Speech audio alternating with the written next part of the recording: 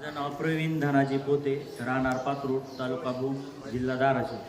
आज गुरुपौर्णिमा आणि आपण सर्वजण आपले प्रापंचिक अनुभव सांगतो, पण आपल्या गुरुविषयी दोन शब्द मी बोलणार आहे, अनुभव बी सांगणार आहे की गुरुच्या सानिध्यात असल्यानंतर काय होतं. मी 2006 पासून म्हणजे सुभाष बाप्पा असल्यापासून मी या ठिकाणी येतो. सुभाष बाप्पांचा एक साधारण 4 वर्ष मला सहवास लाभलेला आहे आणि त्यांच्याही कार्यकाळात माझं जीवन गेलेलं आहे आणि मी सर्वात भाग्यवान समजतो की माझा सर्व कार्यकाळ हा राष्ट्रसंत एकनाथ महाराजांच्या सानिध्यात जात आहे. कारण त्यांच्या उपदेशाने जे काही घडत आहे किंवा ते काय जे सांगत आहेत त्याच्यामध्ये खूप मी एक सर्वसामान्य माणूस आहे की माझा मोठा व्यवसाय आहे किंवा काय आहे असं काहीच नाही आहे. माझा अनुभव असा आहे की माझी वडिलोपार्जित जमीन म्हणजे माझ्या वडिलांची जमीन हे आत्यांनी खरेदी करून घेतली होती, म्हणजे माझ्या आजोबांकडून ती खरेदी करून घेतली होती. आणि वडिलांचं म्हणणं असं होतं की आपली वडिलोपार्जित जमीन आपल्या नावावर पाहिजे, पण ते काही होत नव्हतं. म्हणजे माझे वडील आणि 2 चुलते असे 3 आत्या, म्हणजे प्रत्येकाने एक बहीण वाटून घेतल्यासारखी होती. पण जी आत्या मला बोलायची त्या आत्याकडून मी अपेक्षा ठेवली होती, पण ते तसं काही घडत नव्हतं. आणि जी मला कधीच बोलत नव्हती आणि माझ्या वडिलांना म्हणजे कधीच विचारत नव्हती, अशा आत्यांनी माझ्या नावावर जमीन 7 एकर करून दिलेली आहे. हे कधी घडलं, ज्या वेळेस मला बाप्पांनी सांगितलं की तू पारायण चालू कर. मी पारायण चालू केल्याच्या नंतर गुरुचरित्र वाचायला सांगितलं. आणि गुरुचरित्र कुठं वाचायला सांगितलं तर गंगापूरला ज्या ठिकाणी नरसिंह सरस्वतीचं स्थान आहे म्हणजे संगमावर, आणि संगम असं स्थान आहे की ज्या ठिकाणी ऊर्जा आहे. आणि दत्त मंदिर म्हणजे गाणगापूरचं दत्त मंदिर हे फक्त म्हणजे भक्तीचं स्थान आहे आणि कल्लेश्वर म्हणजे मुक्तीचं स्थान आहे. हे मला गुरुचरित्र वाचल्याच्या नंतर कळतं. आणि ज्या वेळेस आपण सुभाष बाप्पाचं चरित्र वाचतो, गुरुचरित्र वाचतो, त्यावेळेस बी हेच कळतं की हे स्थान म्हणजे ऊर्जा स्थान आहे. मलकापूर मधलं दत्त म्हणजे भक्ती निवास आहे आणि ज्या ठिकाणी महाराज तपश्चर्येला बसतात म्हणजे मल्लिकार्जुन ते मुक्तीचं स्थान आहे. हे तिथं आल्याच्या नंतर कळतं. माझा दुसरा अनुभव असा आहे की मी 2013 साली मला घराच्या बाहेर काढलं म्हणजे आई वडिलांनी काढलं असं म्हणत नाही, ते माझ्या प्रारब्धात होतं. घराच्या बाहेर काढल्याच्या नंतर मी भाड्याच्या रूम मध्ये राहत होतो आणि सुभाष बाप्पा ही माझ्या घरी म्हणजे वडिलोपार्जित घरी असताना यायचे मुक्कामाला. तसंच राष्ट्रसंत एकनाथ महाराज सुद्धा माझ्या सुखदुःखात एका रूम मध्ये राहिलेले आहेत. हे मी अनुभवाने आणि स्वाभिमानाने सांगतो.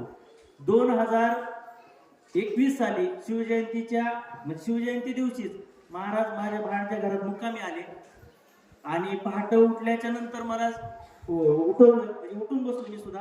आणि मला म्हणले तुझी जागा म्हणजे तुझं इथं जागा आहे का, म्हणजे मग पातूर सारख्या ठिकाणी भाडे म्हणजे व्यवसाय असल्यामुळे मी भाड्याने राहत होतो. मग म्हणलं आहे, म्हणलं आपल्याला त्या जागेचं भूमिपूजन म्हणजे नारळ फोडायचं तुझ्या घराचा. मग माझ्या क्षणात 1 मिनिटात लक्षात आलं की आपल्याजवळ बाबा पैसे नाहीयेत. मग माझे पैसे सगळे आहे पण असून नसल्यासारखं होतं. ते माझं प्रारब्ध मी समजतो. माझे वडील शिक्षक होते, माझी जमीन होती, हे फक्त माझ्या नावासाठी होतं. ऍक्च्युली माझ्यासाठी काही नव्हतं, माझ्यासाठी फक्त सुभाष बाप्पाच होते.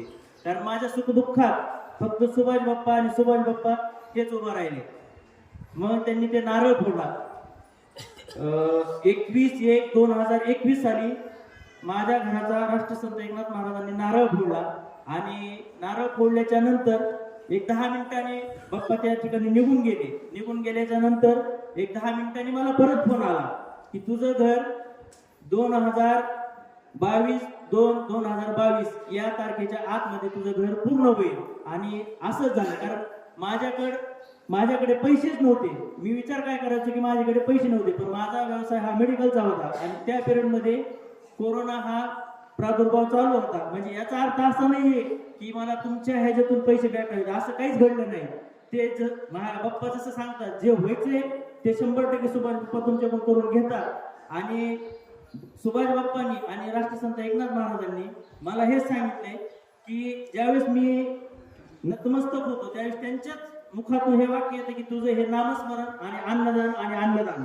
मी अन्नदानासाठी काही करायला तयार असतो. आणि आज एक संकल्प आपण सगळेच करणार आहोत की अन्नदान हे यांचं ब्रीद वाक्य आहे की अन्नदानाने तुमचं सर्व काही, तुमच्या जे प्रारब्धातल्या गोष्टी असतील किंवा तुमचे जे प्रारब्धातल्या तीव्रता ते कमी होणार आहे आणि ते फक्त मलकापूर ठिकाणीच होणार आहे. त्यांनी मला फक्त उपदेश काय केला आहे की अन्नदानाने नामस्मरण.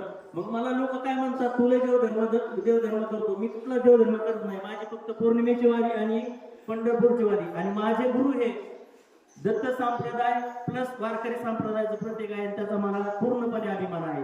माझ्या मला 2 मुली आहेत. एक मुलगी दत्त जयंतीची आहे आणि एक मुलगी एकादशीची आहे, वसुबारची. माझा भाव मी कसा ठेवला, जसं माझे गुरु आहेत तशी माझी जीवनशैली आहे. आणि मी या ठिकाणी एक संकल्प केलेला आहे की माझ्या हातून मी जोपर्यंत आहे तोपर्यंत अन्नदान आणि नामस्मरण या 2च गोष्टी या ठिकाणी घेऊन जाणार आहे. कारण ज्या ठिकाणी मी घडतोय आणि माझी वाटचाल आहे हे मला सहजासहजी भेटलेलं नाही आणि भेटणार नाही. कारण त्याची जी तीव्रता आहे ते यांच्या आधिपत्याखाली चालू आहे. म्हणजे मला असं सांगायचं की या ठिकाणी सुद्धा कोणीतरी एक सर्वसामान्य मुलगा असू शकतो की माझ्यासारखा, की त्याला असं घडायचं असेल तर त्यांनी ही जी तुमचा मार्ग चालू आहे तो एकदम सुरळीत आणि व्यवस्थितच आहे. कारण आज मी सारख्या ठिकाणी म्हणजे गाव सोडून आहे, आज त्या ठिकाणी मला असं म्हणजे मी ब्रँड चालू आहे की मला कुठं जातो फक्त मालकापूरला जातो. आणि ज्या ठिकाणी अन्नदान होतंय ते फक्त तीर्थक्षेत्र आहे. कुठेही अन्नदान होत नाही, हे फक्त तीर्थक्षेत्र. माझी जी अन्नदानाची पद्धत आहे ती एक पुण्यतिथीला आणि पंढरपूरच्या वारीचा अनुभव असा आहे की